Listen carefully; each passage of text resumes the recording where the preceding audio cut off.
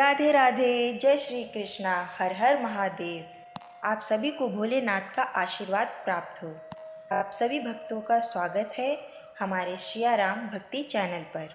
आज हम आपको सावन के अधिक मास शिवरात्रि पर शिवरात्रि की पौराणिक कथा सुनाने जा रहे हैं। कथा की शुरुआत करने से पहले मैं आप लोगों से अनुरोध करूंगी कि अगर आपने अभी तक हमारे चैनल को सब्सक्राइब नहीं किया है तो कृपया हमारे चैनल को सब्सक्राइब कर लीजिए और इस वीडियो को लाइक कर लीजिए। अब मैं आपको शिवरात्रि की पावन कथा सुनाने जा रही हूँ। आप इसे मन लगाकर श्रवण कीजिए। ओम नमः शिवाय। शिव पुराण के अनुसार एक समय में चित्रभानु नामक एक शिकारी था। वह शिकार करके अपना घर चलाता था।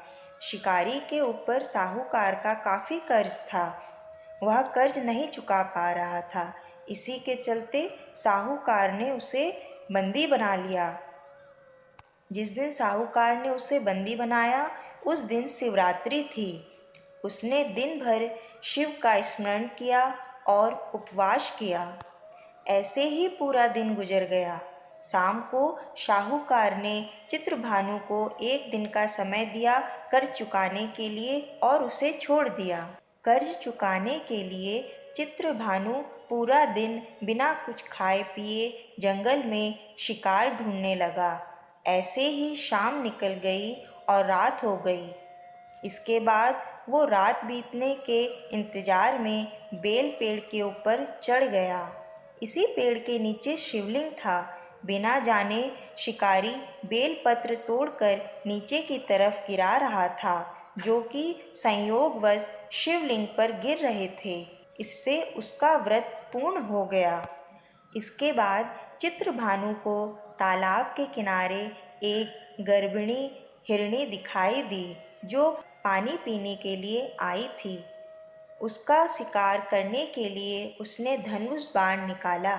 उस हिरणी ने चित्रभानु को देख लिया था। इस पर उसने शिकारी से कहा कि उसके प्रसव का समय है, तुम दो जीव की हत्या करोगे, यह ठीक नहीं है। हिरणी ने शिकारी से वादा किया, जब उसका बच्चा इस दुनिया में आ जाएगा तब वो खुद आएगी, तब वह उसका शिकार कर ले, लेकिन अभी उसे जाने दे। शिकारी ने उसकी बात मान ली और जाने दिया। इसके बाद प्रत्यंचा चढ़ाने तथा ढीली करते समय शिवलिंग पर कुछ और बेलपत्र गिर गए। ऐसे में चित्रभानु से अनजाने में शिव की प्रथम पहर की पूजा भी हो गई। कुछ समय बीता। शिकारी को एक और हिरणी दिखी जो वहां से जा रही थी। उसे देखकर शिकारी बहुत खुश हुआ और शिकार करने के लिए तैयार हो गया। हिरणी ने उससे निवेदन किया कि वह कुछ ही देर पहले ऋतु से निवृत्त हुई है। मैं अपने प्रिय को ढूंढ रही हूँ। मैं एक कामातुर विहिरणी हूँ। जैसे ही मुझे मेरा पति मिल जाएगा वैसे ही मैं आ जाऊंगी। यह सुनकर शिकारी ने उसे जाने दिया, लेकिन वो बेहद चिंतित था। रात का आखिरी पहर बीतने वाला था। इस बार भी चित्रभानु से बेलपत्र टूटकर शिवलिंग पर गिर गए। इससे दूसरे पहर की पूजा भी हो गई। इसके कुछ देर बाद उसे एक और हिरणी दिखाई दी। वह भी वहीं से जा रही थी। उसने उस हिरणी के शिकार का भी निर्णय लिया। तभी हिरणी ने शिकारी से कहा कि मेरे साथ मेरे बच्चे भी हैं। मैं इन बच्चों को उनके पिता के पास छोड़कर आती हूँ। इस समय मुझे जाने दो। शिकारी ने कहा कि वो इससे पहले भी दो हिरनियों को छोड़ चुका है। वह इस बार इस हिरणी को नहीं छोड़ेगा। इस पर हिरणी ने कहा कि वो उसका विश्वास करे। मैं लौटने की प्रतिज्ञा लेती हूँ। इन सब में शिकारी की शिवरात्रि की पूजा हो चुकी थी और सुबह भी हो चुकी थी। उपवास की पूजा भी हो गई थी। अब शिकारी को एक हिरण दिखा। उसने निश्चय किया कि वो उसका शिकार जरूर करेगा। चित्रभानु ने प्रत्यंचा चढ़ा ली। इस पर हिरण ने कहा कि अगर उससे पहले आई 3 हिरणियों को और उनके बच्चों का शिकार उसने किया हो तो उसका भी शिकार कर ले, जिससे उसे उनके वियोग में दुखी ना होना पड़े। लेकिन अगर उन्हें जीवन दान दिया है तो उसे भी छोड़ दे। जब वो उन सभी से मिल लेगा तो वो आ जाएगा।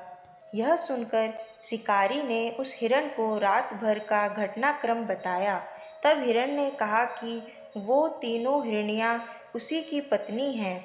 हिरण ने शिकारी से कहा कि जिस तरह से तीनों हिरनियाँ प्रतिज्ञाबद्ध होकर यहाँ से गई हैं, अगर उसकी मृत्यु हो जाती है तो वो धर्म का पालन नहीं कर पाएंगी। हिरण ने कहा कि जिस तरह उसने विश्वास कर हिरनियों को जाने दिया, उसी तरह उसे भी जाने दें। वह जल्दी ही पूरे परिवार के साथ शिकारी के सामने हाजिर हो जाएगा। चित्रभानु ने उस पर विश्वास किया और जाने दिया। उसका मन निर्मल हो चुका था, क्योंकि वो शिवरात्रि का व्रत पूरा कर चुका था। उसमें आदर भक्ति की भावना आ चुकी थी। कुछ ही समय बाद वो हिरण अपने परिवार के साथ शिकारी के सामने हाजिर हो गया। उनकी सत्यता, सात्विकता एवं प्रेम भावना देखकर शिकारी को बेहद आत्मग्लानि हुई। इस भाव में उसने जीवों को जीवन दान दे दिया। व्रत पूरा करने से चित्रभानु को मोक्ष मिल गया। उसकी मृत्यु के बाद उस शिकारी को शिवगण अपने साथ शिवलोक ले गए। हर हर महादेव। ओम नमः शिवाय। आशा है कि आपको यह कथा पसंद आई होगी। आप सभी पर भोलेनाथ की कृपा सदैव बनी रहे। हर हर महादेव।